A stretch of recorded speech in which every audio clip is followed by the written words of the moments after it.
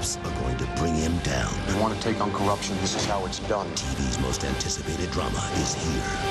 Let's do this. The Chicago Code. Premieres Monday at 9 on Fox 25. You're watching Fox 25 News at 10. Well, sometimes you just need a really good friend, especially if you're in 6th grade and you're choking on a pen clip. I would say so. A few days ago, one of them started choking, and without hesitation, the other jumped to his rescue. Here's Fox 25's Sharman Sacchetti.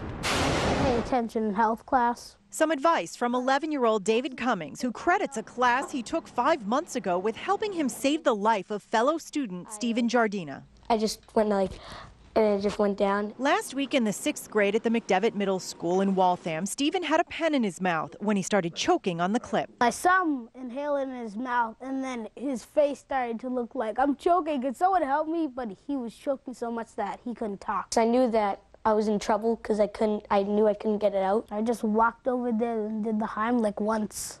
Like I just did that once. And then I just let him go. He did it right because he went right in between the ribs and then just pushed. A few seconds later, he spat it out. He didn't hesitate, he just did it, and then I guess it worked. I went to my next class and everybody said, David's a hero! And I'm like, what did I do? And I'm like looking around and I'm asking all these people, like, you saved Stephen. I just did the Heimlich. Right away, the teacher, who'd been helping another student, called the nurse. Stephen was okay. I think now we're like really good friends, and I'm really happy that he knew what he was doing, because if he didn't know what I was doing, I don't know what would happen. It said to only use it for emergencies, so I thought that was an emergency. For his quick work, Stephen's parents sent over a card and a $25 gift certificate. David used it to buy more Legos, but he says the real gift is knowing he could help a friend. Felt happy that I got to help someone. Sharman Sacchetti, Fox 25 News. I love that he was like, what? I just did the Heimlich. No big deal. Oh, what a great story. Very so cute. good story. Well, Sharman tells us for his quick work, David did receive that $25 gift card from Stephen and his parents. And as we just learned, David used it to buy some Legos. Stephen now says he stays away from chewing pens. Good idea. Good idea. You remember these pictures, ladies, by the way? If so, you were here for one of New England's worst storms and worst winters in history. Tomorrow marks the 33rd anniversary of the blizzard of '78. Did I just make you feel a little old? A combination of ingredients made this one so bad. It was a 2-day storm that dumped 27.1 inches of snow on Boston, over 3 feet of snow in some areas inland.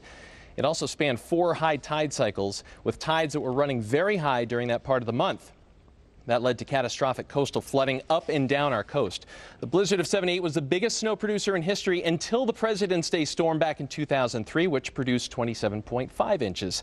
Now, the winter of '77-78 is still the 5th snowiest on record, even to this day, with, get this, 85.1 inches. That's just over 7 feet 1 inch, or the height of Shaquille O'Neal. What made the blizzard of '78 even worse? Well, see, no one was prepared for it, despite warnings about a monster snowstorm days in advance. You see, a series of bad forecasts the previous month led to widespread skepticism. All right, AJ, a violent and baffling mystery that Lynn police still don't understand. And it all begins with the disappearance with a 22-year-old mother of 2. Coming up, see if you can help Bob Ward solve this week's New England's Unsolved. Coming up Monday in the Fox 45 Morning News, it is the day after the Super Bowl, and we're going to break down the big game with a local guy who's got a Super Bowl ring, former Patriot Steve Diassi. And we're also going to break down those commercials. You know that's your favorite part. We're going to find out which ones everybody loved and which ones were kind of, plus news, weather, and traffic. It's all Monday morning, 4:30. Why